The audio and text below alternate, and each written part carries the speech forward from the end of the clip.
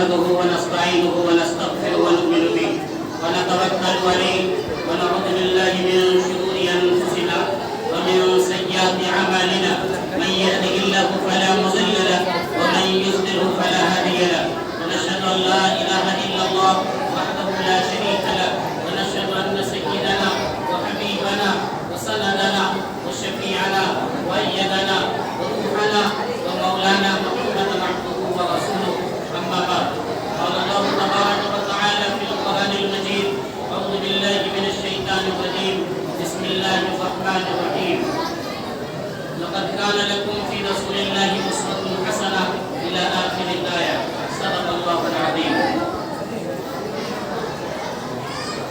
نقشے قدم نبی کے ہیں جنت کے راستے، اللہ سے ملاتے ہیں سنت کے راستے، خدا شاہد کہ ہم سارے جہاں پر حکمراں ہوتے، خدا شاہد کہ ہم سارے جہاں پر حکمراں ہوتے، رسول پاک کی سنت اگر اپنا چلن ہوتا. محترم سامعین، برادران اسلام اور حضرت گنج کے غیور فرزندوں، اللہ کا فضل اور کرم ہے کہ ہم اور آپ اس پروگرام میں بیٹھے ہوئے ہیں جس پروگرام کو نسبت اور تعلق ہے آقا و مولا تاجدار بطحہ نبی کریم صلی اللہ علیہ وسلم سے. جلسے سیرت النبی میں ہم اور آپ آئے ہوئے ہیں. ہم اور آپ اچھی طرح جانتے ہیں کہ اس دنیا میں کامل ترین انسان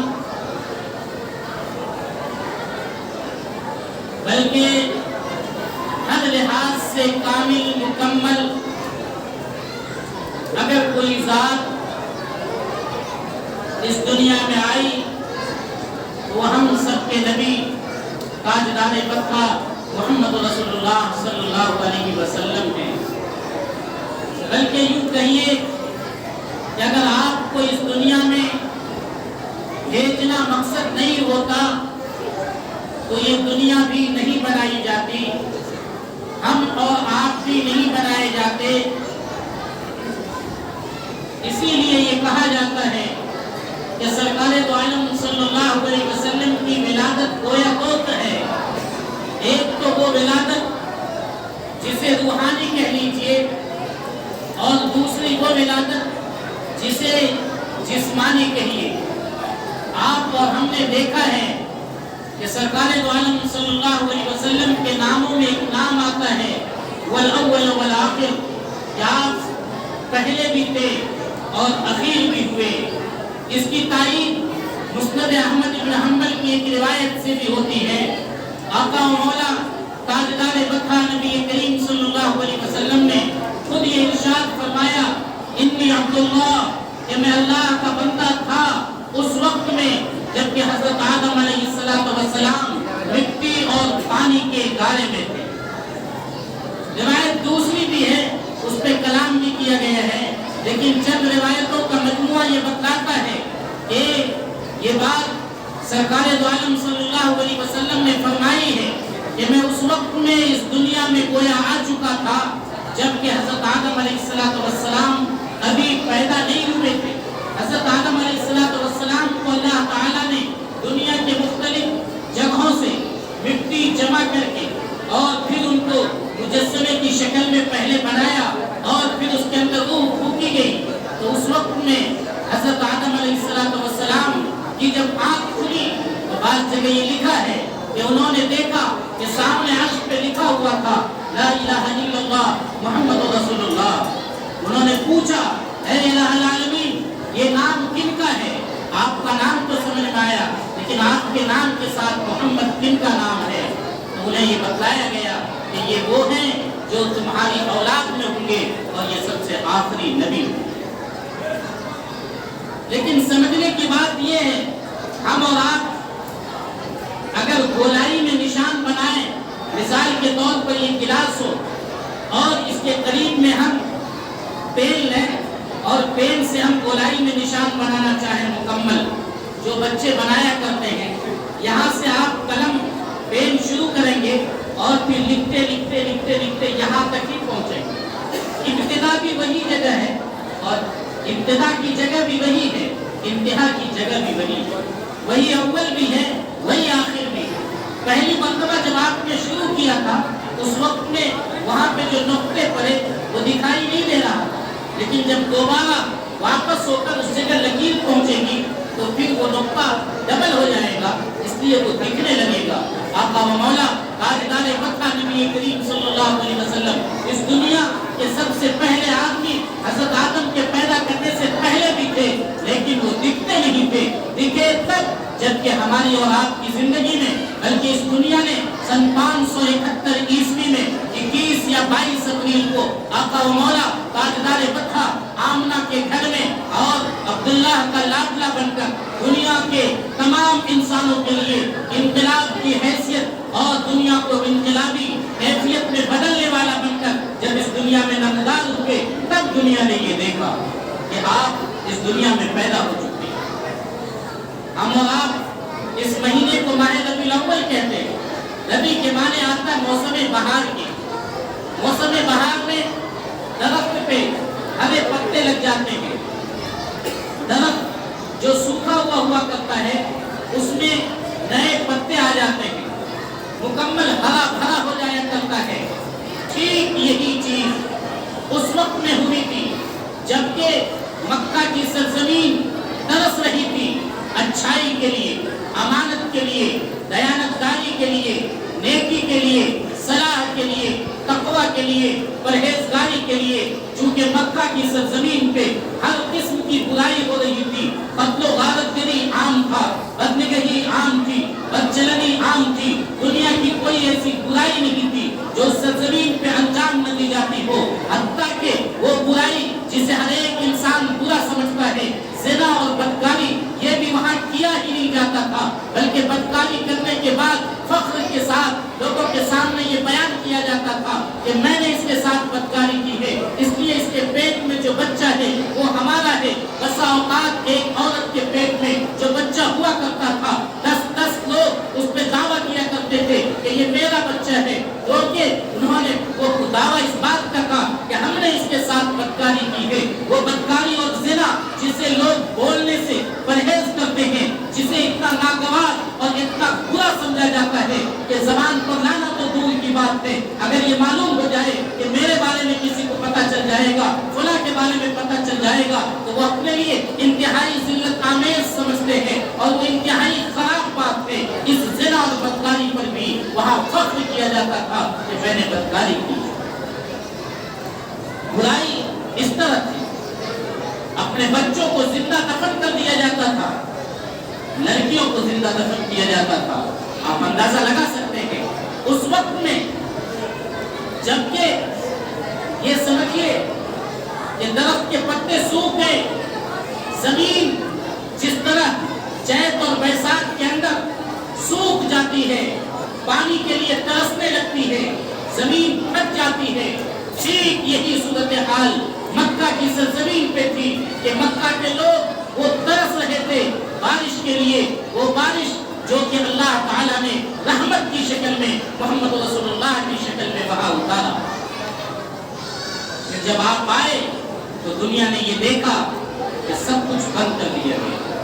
دنیا نے سب سے پہلے آپ کو جو لقب دیا ہے صادق اور امین کا، کہ آپ سچے ہیں، امانت دار ہیں۔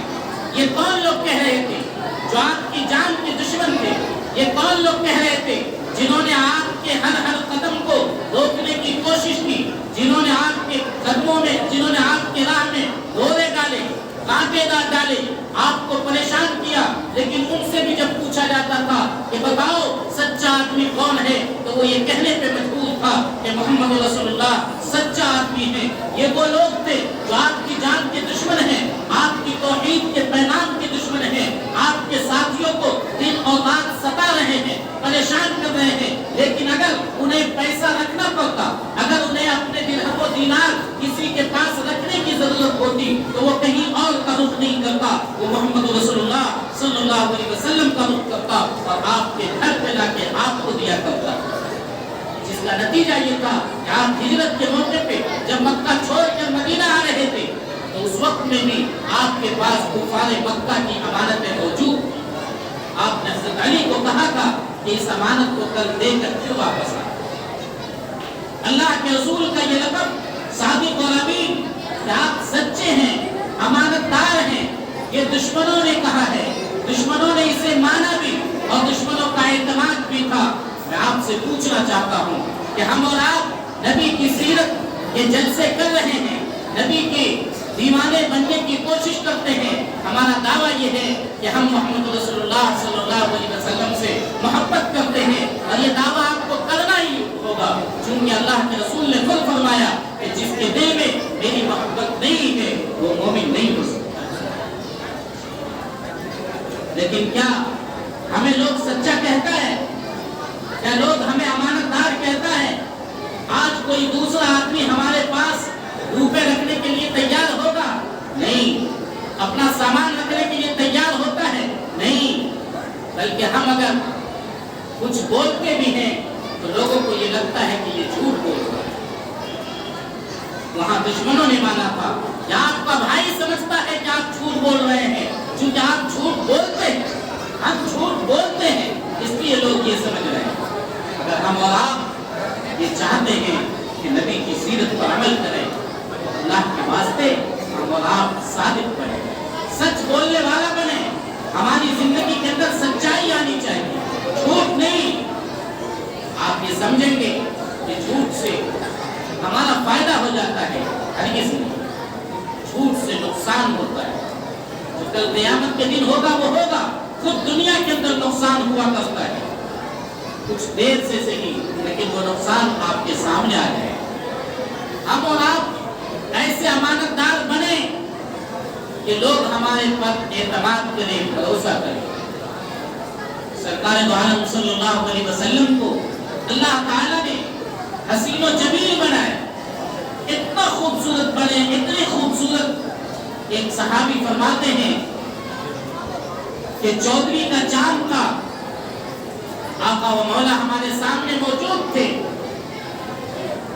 میں کبھی چاند کو دیکھا کرتا تھا اور کبھی آپ کے چہرے کو دیکھا کرتا تھا، مسلسل میں کبھی چاند کبھی چہرے کو دیکھتا رہا۔ یہ فیصلہ کرنا تھا مجھے کہ روشنی چاند کے اندر زیادہ ہے یا سرکار دو عالم صلی اللہ علیہ وسلم کے چہرے میں۔ حضرت جابر فرماتے ہیں کہ آخر میں مجھے یہ فیصلہ کرنا پڑا کہ چودھری کے چاند کے اندر اتنی خوبصورتی نہیں ہے جتنے خوبصورت میرے آقا۔ حضرت عائشہ رضی اللہ تعالی عنہا کی روایت ہے، وہ فرماتی ہیں کہ سرکار دو عالم صلی اللہ علیہ وسلم باہر تشریف رکھے ہوئے تھے، میں سوئی سے کچھ سی رہی تھی، میری سوئی گر گئی، تاریکی میں اندھیرے میں سوئی مل نہیں رہی تھی، میں نے اپنے محبوب محمد رسول اللہ صلی اللہ علیہ وسلم کو اندر بلایا، آپ تشریف لائے، اتنی روشنی ہو گئی، وہ سوئی مل گئی، پھر میں نے سوئی اٹھا لی اور میں نے کہا کہ آپ جا سکتے ہیں باہر اپنے کام سے۔ آپ اندازہ لگائیے کہ سرکار دو عالم صلی اللہ علیہ وسلم کتنے خوبصورت، دنیا نے اتنی خوبصورتی دیکھی نہیں۔ آقا کے بدن میں خوشبو اس قدر کہ آپ جس گلی سے گزر جایا کرتے تھے، ایک مہینے تک اس راستے سے گزرنے والا یہ محسوس کر لیا کرتا تھا کہ اس راستے سے محمد رسول اللہ صلی اللہ علیہ وسلم کا گزر ہوا ہے۔ آپ کے پسینے میں اتنا خوشبو۔ ایک صحابیہ فرماتی ہیں نبی کریم صلی اللہ علیہ وسلم سوئے ہوئے ہیں، آپ کے بدن سے پسینہ بہ رہا ہے، وہ چپکے سے آپ کے بدن سے پسینہ لے کر اپنے شیشی میں ڈال رہی ہے۔ آپ بیدار ہوئے، آپ نے پوچھا یہ تم کیا کرو گی؟ اس نے یہ بتایا کہ اس پسینے کو عطر میں ذرا سا ملا دیں گے تاکہ عطر کی خوشبو بڑھ جائے. خود خوشبودار تو ہے ہی، عطر میں اس لیے ملایا جا رہا ہے تاکہ اس کی خوشبو بڑھ جائے. آپ مکمل اوپر سے نیچے تک اللہ نے اس طرح آپ کو بنایا تھا. آپ کے چہرے اس طرح تھے، آپ کے دانت مبارک اس طرح تھے، آپ کے بال اس طرح تھے، آپ کی لمبائی اس طرح تھی کہ اگر چند لوگوں کے بیچ میں ہو تو ایسا محسوس ہو کہ آپ سب سے لمبے. لیکن اگر آپ انہیں دیکھیں تو ایسا نہیں لگتا تھا کہ وہ بہت لمبے ہیں. بیانہ پر نہ بہت زیادہ لمبے نہ بہت زیادہ ناٹے یعنی پستا. آپ کے بال بھی اس طرح، آپ کے بدن کا ہر حصہ اس طرح تھا کہ دنیا اس کی مثال پیش نہیں کر سکتی. یہ تو سرکار دو عالم صلی اللہ علیہ وسلم کی وہ سیرت ہے جو آپ کے جسم سے تعلق کرتا ہے. لیکن ہمیں اور آپ کو، ہم چاہیں کہ بال جس طرح گھنگریانے ان کے تھے، نہ بہت سیدھے نہ بہت بھورے ہوئے، اس طرح بنا لیں. ہمارے بس سے باہر کی بات. ہاں یہ کر سکتے ہیں کہ آقا اپنے بال میں جس طرح مان نکالا کرتے تھے اس طرح ہم نکالیں. میں آپ کو بتلاؤں، حضرت حکیم الاسلام قاری طیب صاحب رحمۃ اللہ علیہ نے ایک جگہ لکھا ہے، ایک شخص تھا جس کے بال بالکل گھومے ہوئے، غیر مسلم تھا. اس نے ایمان لایا. ایمان لانے کے بعد اس نے معلوم کیا کہ محمد رسول اللہ کی سیرت کیا ہے، ان کی زندگی کے طریقے کیا ہیں. تو اس میں ایک طریقہ یہ بھی معلوم ہوا کہ آپ بیچ میں مانگ نکالا کرتے، بال آدھا ادھر آدھا ادھر. اس آدمی نے یہ کوشش شروع کی کہ میں نبی کی سیرت پر عمل کروں گا. چنانچہ انہوں نے مانگ نکالنے کی کوشش کی. گھنٹوں آئینے کے سامنے بیٹھا رہتا اور کنگھی سے مکمل محنت کر رہا. کئی دنوں تک بلکہ مہینوں گزر گئے لیکن بال کچھ سننے کے لیے تیار نہیں. وہ مشینیں جو آج کل ہیں وہ تو تھی نہیں. اب اخیر میں وہ آدمی مجبور ہو کر ایک دن بلیڈ خرید کے لایا اور آئینے کے سامنے بیٹھ کر جب وہ مکمل کرتا رہا تو بال سیدھا ہوا نہیں. اخیر میں اس نے بلیڈ لیا اور یہاں سے یہاں تک چیر دیا. تیز چیخ نکلی. قریب کے جو لوگ تھے وہ سب بھاگ کر آئے. دیکھا تو یہ آئینے کے سامنے بیٹھا ہے اور مسکرا رہا ہے. خون مکمل ادھر سے بھی گر رہا ہے ادھر سے بھی گر رہا ہے لیکن وہ ہنس رہا ہے مسکرا رہا ہے. پوچھا اس سے یہ کیا کیا تم نے؟ اس نے کہا نبی کی ایک سیرت پہ ہم نے عمل کیا، نبی کے ایک طریقے پہ ہم نے عمل کیا. میں بہت کوشش کر رہا تھا. جب تکلیف ہوئی تو اسے درد محسوس ہوا. بغیر اختیار کے اس کے منہ سے آواز نکل گئی، چیخ نکل گئی. لیکن جب اس نے دیکھا کہ میں جس کام کے لیے محنت کر رہا تھا وہ نبی کا طریقہ تھا، نبی کے طریقے پہ عمل ہو گیا، اس کی وجہ سے ایک لکیر بن گئی جس کی وجہ سے بال تو ٹکڑے ہو گئے، تو اس کی خوشی کا ٹھکانہ نہ رہا اور وہ سامنے میں مسکرا رہا ہے. تکلیف اس کی ختم ہو. آپ دل پہ ہاتھ رکھیے، کیا نبی کا دیوانہ ہم اس طرح ہے؟ ہمیں اگر یہ بتایا جائے، ہمارے امام صاحب بتائیں، ہمارے علماء بتائیں کہ نبی کا یہ طریقہ تھا تو ہم کہتے نہیں. مثال کے طور پر آپ لے لیجیے، ہم پاجامہ ہیں، پینٹ ہیں، ٹخنے سے نیچے پہنتے.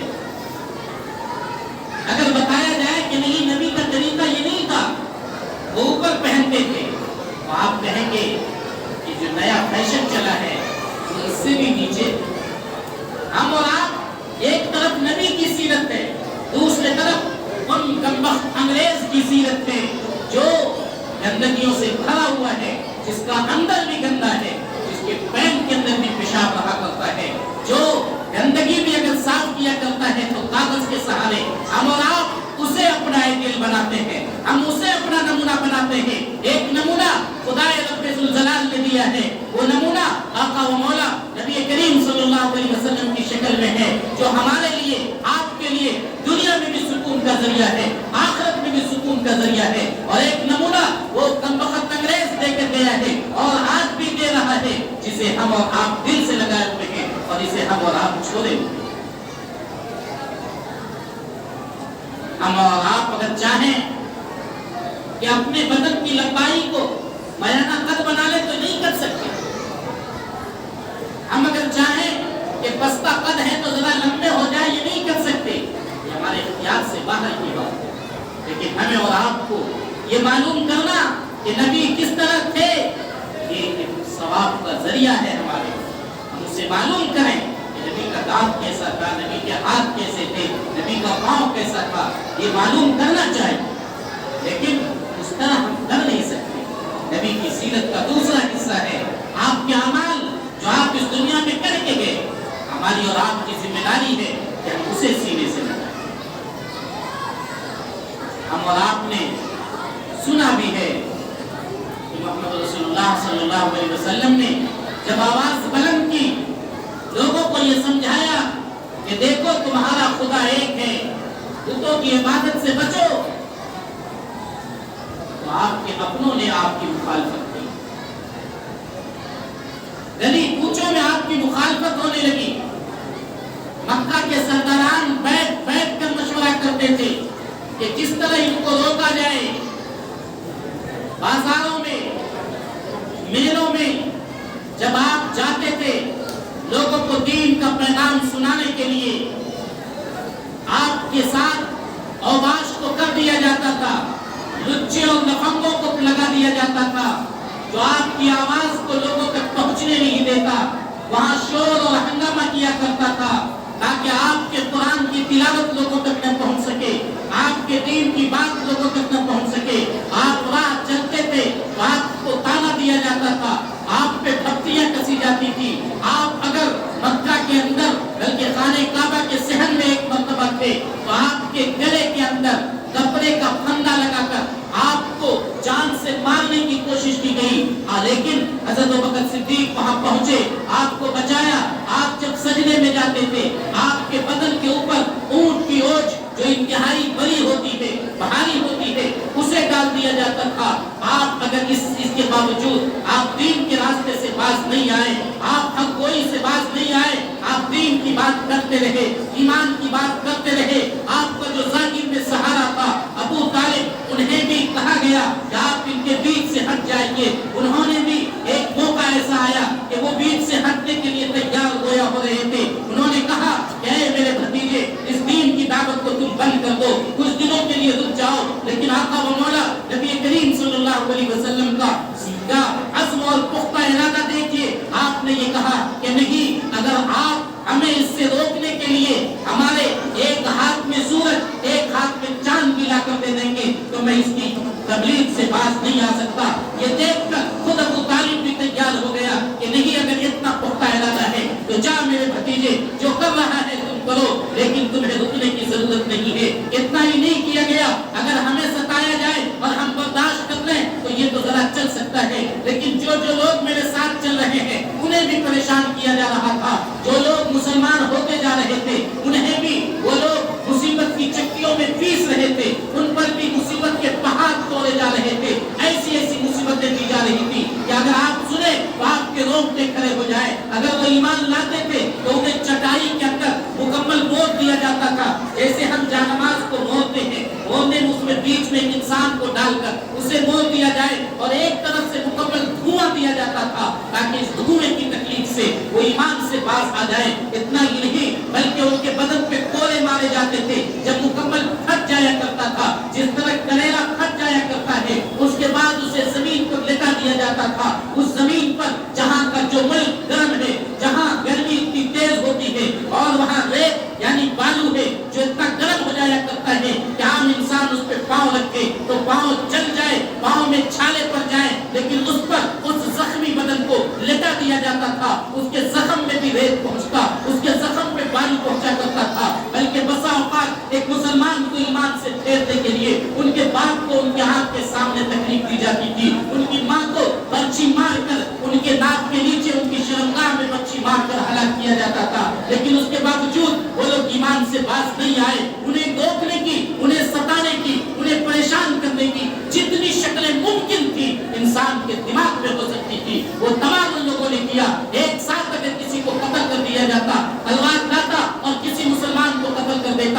ये इतनी तकलीफ दे नहीं होती, लेकिन उन्होंने ऐसा नहीं किया, बल्कि उसे सताया और हर लम्हा हर आन उसे मौत मौत पुकारने पर मजबूर किया। लेकिन कुर्बान जाइए उन सहाबा किराम रिज़वानुल्लाहि अलैहिम अजमईन पर, जिन्होंने मोहम्मद रसूलुल्लाह सल्लल्लाहु अलैहि वसल्लम की निगाह को एक मर्तबा जिन पर मोहम्मद की निगाह पड़ी थी, उनके दिल के अंदर ईमान बेबस था और वो इतना मजबूत, इतना रासिखुल अक़ीदा था कि उन्हें कहा जाता था एक मर्तबा तुम मोहम्मद का इनकार कर दो, लेकिन वो इनकार नहीं करते थे, बल्कि वो उसके बावजूद अहद अहद अल्लाह एक है, अल्लाह एक है, इसकी पुकार बुलंद किया।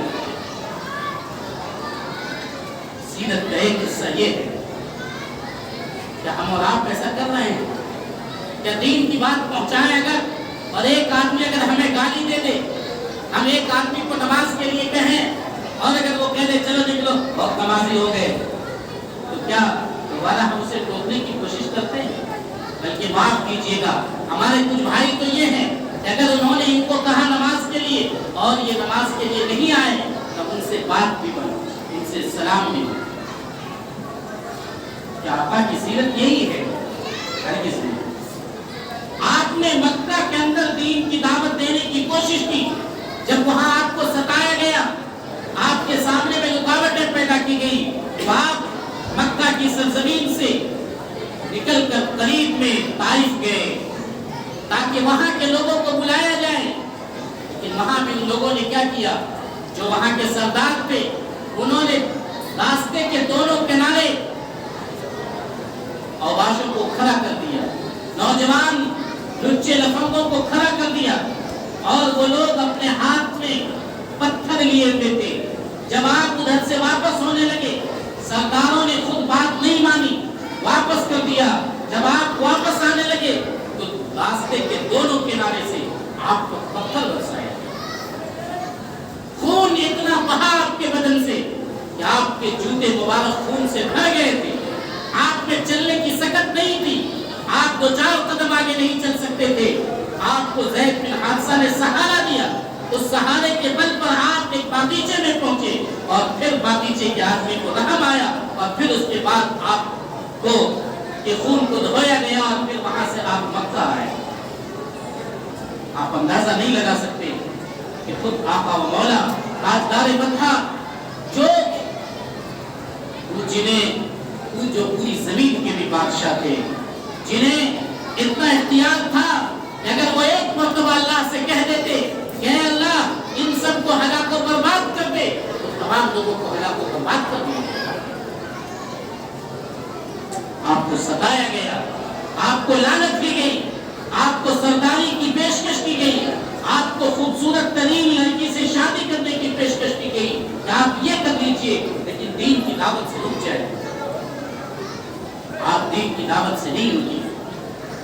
आज हम और आप एक सुन्नत पे अमल नहीं कर रहे। हम और आप माशरे से डरते हैं कि अगर हम हक बात फला से कहेंगे तो ये नाराज हो जाएगा। लगता ये है कि वही आपकी रोजी रोटी चला। अल्लाह ने कहा रज़ाक मैं हूँ और आपने रज़ाक उन्हें समझ लिया। मुसलमानों, हम और आप अगर नबी की सीरत को छोड़ देंगे, यकीन मानिए दुनिया में भी नाकामी हमारी मुकद्दर बनेगी और आखिरत में भी नामुरादी हमारी मुकद्दर बनेगी। इसलिए हम और आप, मैंने कहा सच बोलिए, ये नबी की एक सीरत है। अमानतदार बनिए। आप किसी का पैसा आपके पास जमा है, मदरसे का पैसा, मस्जिद का पैसा, चंदे का पैसा, गांव का पैसा, फला आदमी का पैसा, जिला आदमी का सामान, उसमें जर्रा बराबर खुद बूद न हो, उसे हिफाजत के साथ उस तक पहुंचा दीजिए। तो आप अमीन हैं। आप दीन की बात, हक बात लोगों के सामने कहिए, कहते रहिए। आप उससे रुकिए नहीं। चाहे आपको उस रास्ते में जगह जगह सताया जाए, परेशान किया जाए, टॉर्चर किया जाए, आपको मजबूर किया जाए कि आप किसी तरह इससे बाज आ जाएं, ये नबी की सीरत है। और जब आपने ये देखा कि मक्का की सरजमीन के लोग अभी ईमान कबूल नहीं कर रहे हैं और बहुत कम तादाद में आपके साथ हैं, तो आपने वहां से हिजरत भी की। गोया दीन की दावत के लिए आपको घर भी छोड़ना पड़ा, ईमान की बात करने के लिए आपको अपना मुल्क और वतन भी छोड़ना पड़ा। आप वहां से निकले, फिर मदीना की सरजमीन पर आए, आपसे जंगें की गई, आपसे लड़ाई के मैदान में उन लोगों ने मुकाबला किया, लेकिन उसके बाद भी आप दीन की दावत में लगे रहे। नतीजा ये हुआ कि अल्लाह ताला ने उसी मक्के को फतह किया, और फतह मक्का के बाद वो तमाम दुश्मन जो आपके सामने थे, जिन्होंने आपको सताया था, वो आपके सामने सर्दी झुके हुए थे। आप चाहते तो एक से बदला ले सकते थे, गिन कर बदला ले सकते थे। आप सिर्फ यूं इशारा करते, सहाबा कराम अपनी तलवारों से उनके सर को उनके बदन से जुदा करते, उन्हें सर कलम कर दिया जाता, लेकिन आपने ये नहीं किया। आपने उस वक्त में अमन का पैगाम दिया। आपने ये कहा कि आज किसी से कोई गिरफ्त नहीं होगी, आज कोई पूछताछ नहीं होगी कि तुमने ये जुर्म क्यों किया, तुमने ऐसा क्यों किया। जरा बताइए, आपके सामने तो वो दुश्मन भी था जिसने आपकी साहबजादी जब वो हिजरत कर रही थी, पेड़ हमल से थी, उनके पेट पर मारा, जिसकी वजह से बच्चा भी ज़ायद हुआ, और बाद में उसी के दर्द से आपकी साहबजादी भी इंतकाल कर गई। उसमें तो वो लोग भी मौजूद थे जिन्होंने आपकी बेटी को तलाक दिलवाया, जिनकी शादी हो चुकी थी, शादी के बाद उसे तलाक दिया गया। आप अंदाजा लगाएं,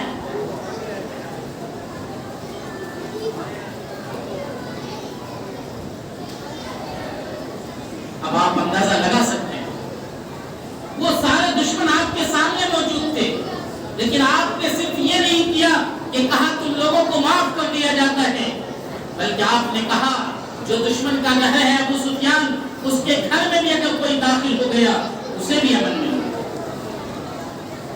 आपके सामने वो हिंदा भी थी जिसने आपके चचा को न सिर्फ ये कि शहीद करवाया, बल्कि शहीद करवाने के बाद सिर्फ इनाद में अपनी दुश्मनी को निकालने के लिए उनके कान काटे, उनके गलेजे को निकाला और कच्चा उसे चबाया, ये बताने के लिए कि मैं इतना दुश्मन हूं। वो हिंदा भी तो आपके सामने थी। आप चाहते तो एक इशारा करते, खत्म कर दिया जाए, लेकिन आपने कुछ नहीं किया। आपने दुश्मनों को माफ किया। हमारी औलाद की जिम्मेदारी भी बनती है कि हम अगर नबी की सीरत और नबी के तरीके पे चलना चाहते हैं तो दुश्मनों को माफ करना सीखें। आप जरा दिल पे हाथ रखिए, क्या आपका भाई अगर आपको गाली दे दे आप उसे माफ करते हैं? नहीं कहते उसने मुझे गाली दे दिया। अगर आपके खिलाफ वो कुछ कर ले तो आप उसे माफ करते नहीं, अगर उसने मेरे खिलाफ फला जगह ऐसा किया है। हम तो अपने रिश्तेदारों को माफ नहीं कर रहे, अपने भाइयों को माफ नहीं कर रहे हैं, अपनों को माफ नहीं कर रहे हैं।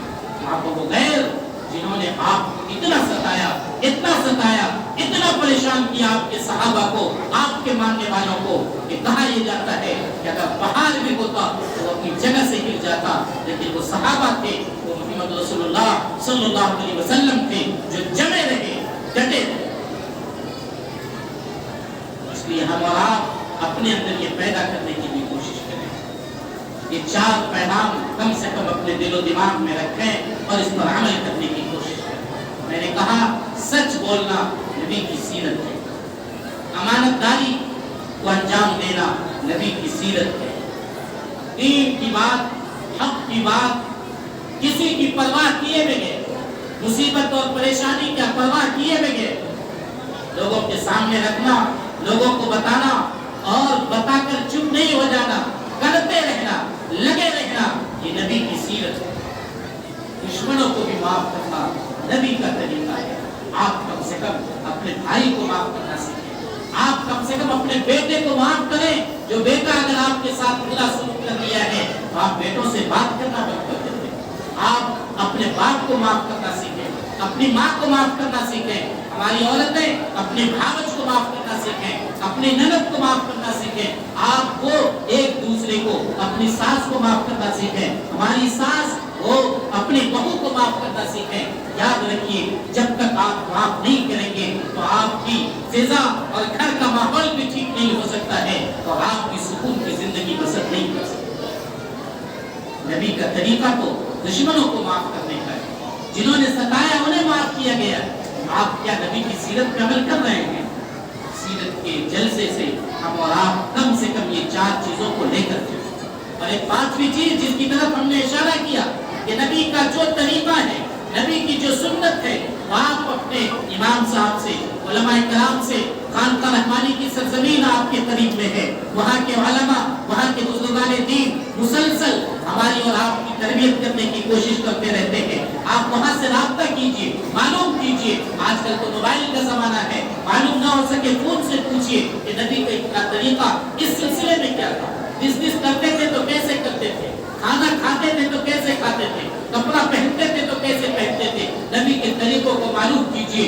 और वो खुंगरी वाला बाल वाला जो नो मुस्लिम था, नया ईमान कबूल किया था, लेकिन उसने अपने सीने, अपने सर को चीर दिया, ब्लेड से उसे फाड़ कर खून से निकाल दिया, लेकिन नबी के तरीके पे अमल करके हमें और आपको ये बता दिया कि मुसलमानों, तुम्हें भी नबी का एक एक तरीका मालूम करना चाहिए और उस पर अमल करने की कोशिश करना चाहिए। हम और आप मालूम करें और उन पर अमल करने की कोशिश करें। याद रखें, ये हमारा और आपका तरीका नहीं है कि सिर्फ एक दिन ईद मिलादुन नबी कर दिया और फिर चले गए। नहीं, इससे काम नहीं चल सकता है। आप अपनी जिंदगी में नबी के तरीके को पैदा करें ताकि समझा जाए कि आप नबी का सच्चा दीवाना करेंगे। ऐसा इंशाअल्लाह हाथों का पता है इंशाअल्लाह। अल्लाह ताला हमें भी और आप तमाम हज़रात को अमल करने की तौफीक अता फरमाए। आमीन या रब्बल आलमीन। रब्बना तक़ब्बल मिन्ना इन्नका अंतस समीउल अलीम व तुब अलैना इन्नका अंतत तव्वाबुर रहीम। गुफ्तगू ये कि खुदा है सब कुछ, गुफ्तगू ये कि खुदा है सब कुछ, अमल ये कि खुदा कुछ नहीं।